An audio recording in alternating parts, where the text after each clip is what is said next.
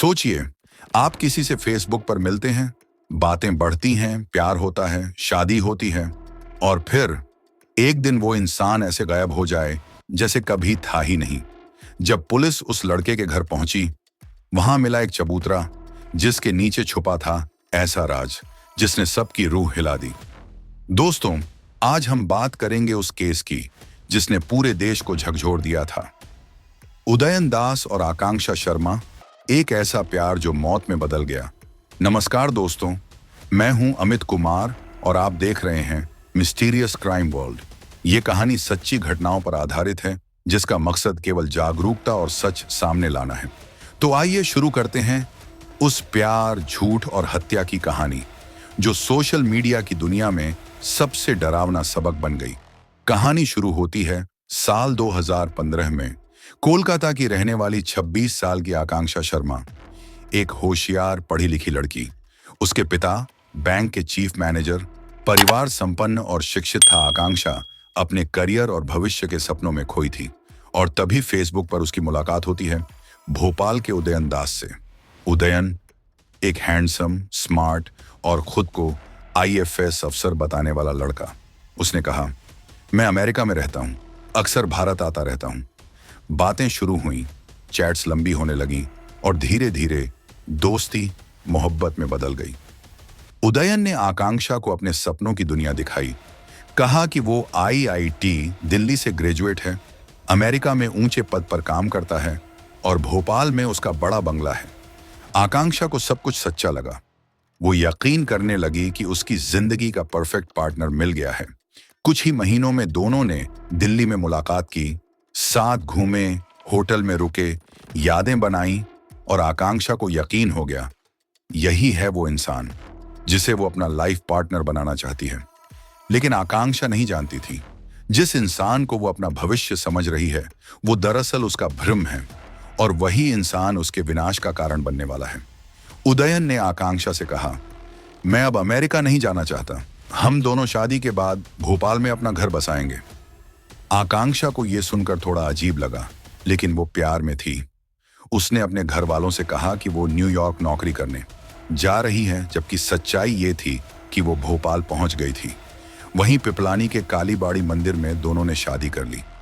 आकांक्षा ने सोचा था अब नई जिंदगी शुरू होगी, पर जो हुआ वो किसी बुरे सपने से कम नहीं था। शादी के कुछ ही हफ्तों में आकांक्षा को पता चला उदयन के सारे दावे झूठ थे। वो न तो अफसर था, न आईआईटी ग्रेजुएट, बल्कि एक बेरोजगार, नशे में डूबा और झूठों का जाल बुनने वाला इंसान। वो घर में दिन रात शराब पीता, सिगरेट पीता और कई और लड़कियों से बात करता था। आकांक्षा का सपना बिखर गया। अब वो चाहती थी कि किसी तरह घर वालों से संपर्क करे, लेकिन उदयन ने उसके मोबाइल तक पर नजर रखनी शुरू कर दी। धीरे धीरे दोनों के बीच झगड़े बढ़ने लगे और फिर वो दिन आया जिसने सब खत्म कर दिया। 14 जुलाई, उदयन को आकांक्षा के फोन में उसके पुराने बॉयफ्रेंड के कुछ पुराने फोटो मिले। उदयन का गुस्सा बेकाबू हो गया। रात भर झगड़ा चलता रहा और सुबह तक सब कुछ खत्म हो चुका था। आकांक्षा की जिंदगी वहीं खत्म हो गई, उसी घर में, उसी इंसान के हाथों जिससे उसने सबसे ज्यादा प्यार किया था। लेकिन उदयन यहीं नहीं रुका। उसने लाश को छुपाने की ऐसी चाल चली कि महीनों तक किसी को शक तक नहीं हुआ। उदयन ने पास की दुकान से सीमेंट और ईंटें खरीदी। एक पुराने बक्से में आकांक्षा का शव रखा और उस पर सीमेंट डालकर एक चबूतरा बना दिया। लोगों से कहा, यहां मंदिर बनेगा। उसने उस चबूतरे पर मार्बल लगवाया ताकि कोई शक न करे। उस घर की दीवारों पर उसने लिखा, मैं और आकांक्षा हमेशा साथ रहेंगे। पर सच ये था कि उसने अपनी पत्नी को उसी घर में दफना दिया था। कई हफ्ते बीते, आकांक्षा के घर वालों से उसका संपर्क टूट गया। पहले फोन बंद, फिर सिर्फ मैसेज और फिर पूरा सन्नाटा। परिवार ने पुलिस में रिपोर्ट दर्ज कराई। क्राइम ब्रांच ने मोबाइल लोकेशन ट्रेस की और वो सीधा पहुंची भोपाल, साकेत नगर। पुलिस जब उदयन के घर पहुंची तो अंदर का मंजर भयावह था। सैकड़ों सिगरेट के टुकड़े, खाली बोतलें, बासी खाना और एक अजीब सा चबूतरा जिस पर लिखा था, माई लव आकांक्षा। पुलिस ने उदयन से सख्ती से पूछताछ की और कुछ ही मिनटों में उदयन टूट गया। उसने कहा, हाँ, मैंने उसे मारा और उसकी लाश दफन करके उस पर चबूतरा बनवा दिया। जब पुलिस ने चबूतरे को खुदवाया तो जो निकला उसने सबको सन्न कर दिया। बक्से में आकांक्षा की लाश सीमेंट में जमी मिली। डीएनए टेस्ट ने सब कुछ साबित कर दिया। लेकिन कहानी यहीं खत्म नहीं हुई। पूछताछ में उदयन ने एक और सच उगला।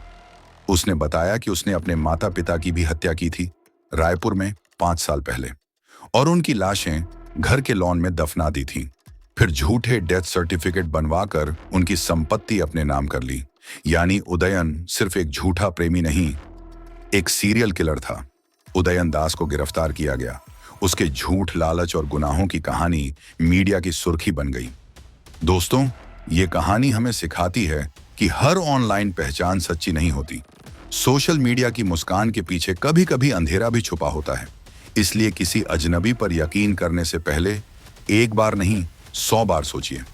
अगर आपको ये केस दिलचस्प लगा तो वीडियो को लाइक करें, चैनल को सब्सक्राइब करें और कमेंट में बताएं, क्या आपको लगता है सोशल मीडिया रिश्तों ने इंसानियत को कमजोर किया है? मैं हूं अमित कुमार और मिलते हैं अगली रहस्यमयी कहानी में, मिस्टीरियस क्राइम वर्ल्ड पर।